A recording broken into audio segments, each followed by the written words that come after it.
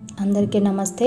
Welcome back to కుందేటీస్ kitchen ఛానల్ని కొత్తగా చూస్తున్న వాళ్ళు ఉంటే తప్పకుండా సబ్స్క్రైబ్ చేసుకోండి ప్లీజ్. క్యాబేజీ పకోడీ మనం different types of pakodis prepare చేసుకుంటాం, కానీ హెల్త్ వైజ్గా కూడా బెస్ట్ అనిపించేది ఇలా క్యాబేజీ పకోడీ. మనం విడిగా కర్రీని తినడానికి ఇష్టపడని వాళ్ళు ఉన్నవాళ్ళు కంపల్సరీగా ఈ క్యాబేజీ పకోడీని చేసుకొని తినొచ్చు. క్యాబేజీ పకోడీ అనేది ఎలా చేయాలో మనం ఇప్పుడు నేర్చుకుందాం. క్యాబేజీని ఇలా చిన్న పీసెస్గా కట్ చేసుకోవాలి. పీసెస్ అనేవి పొడవుగైనా ఉండొచ్చు, లేకపోతే ఇలా చిన్న పీసెస్గా అయినా ఉండొచ్చు.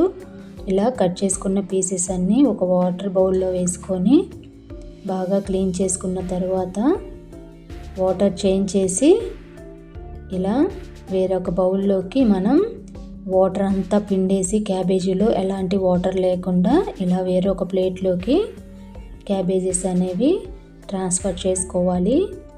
ఈ హెల్త్ వైజ్గా కూడా క్యాబేజీ అనేది చాలా మంచిది, హార్ట్కి ఇంకా చాలా మంచిది. కంపల్సరీగా ఒకసారి తప్పకుండా ట్రై చేయండి.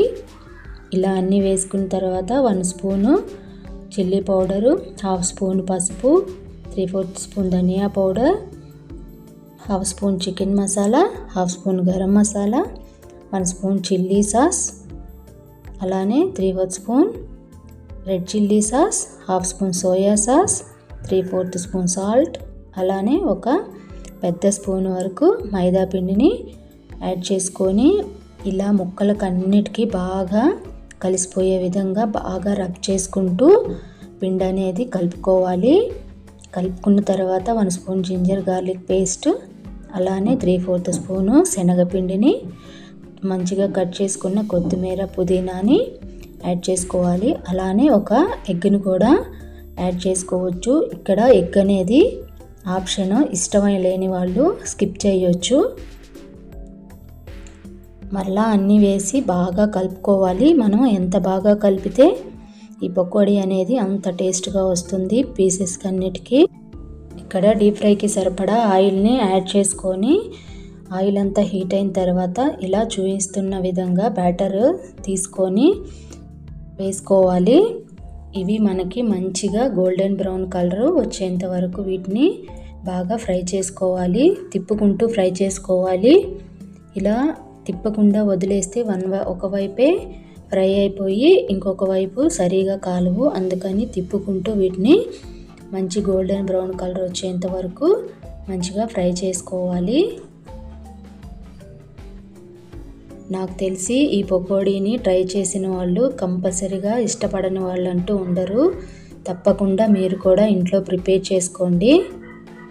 ఈ చల్లని వాతావరణంలో ఇలా వేడి క్యాబేజీ పకోడీస్ తింటుంటే సూపర్గా ఉంటుంది. ఇవి పప్పుచారు అన్నంలోకి, పప్పన్నంలోకి కూడా సూపర్ టేస్టీగా ఉంటాయి. తప్పకుండా ట్రై చేస్తారని అనుకుంటున్నాను. ఒకవేళ మీరు కూడా క్యాబేజీ పకోడీని ప్రిపేర్ చేసుకున్నట్లయితే అది ఎలా వచ్చిందనేది నాకు కామెంట్ సెక్షన్లో తప్పకుండా తెలియచేయండి. కొత్తగా ఛానల్ చూస్తున్న వాళ్ళు ఉంటే మన కుందేటీస్ కిచెన్ ఛానల్ని లైక్ చేయటం, షేర్ చేయటం, సబ్స్క్రైబ్ చేసుకోవటం అస్సలు మర్చిపోవద్దు. అలానే నేను అప్లోడ్ చేసే ప్రతి వీడియో మీ వరకు రావాలంటే పక్కనే ఉన్న గంట సింబల్ని తప్పకుండా క్లిక్ చేయండి. అప్పుడు నేను అప్లోడ్ చేసిన ప్రతి వీడియో మీ వరకు వస్తుంది. ఉంటా మరి.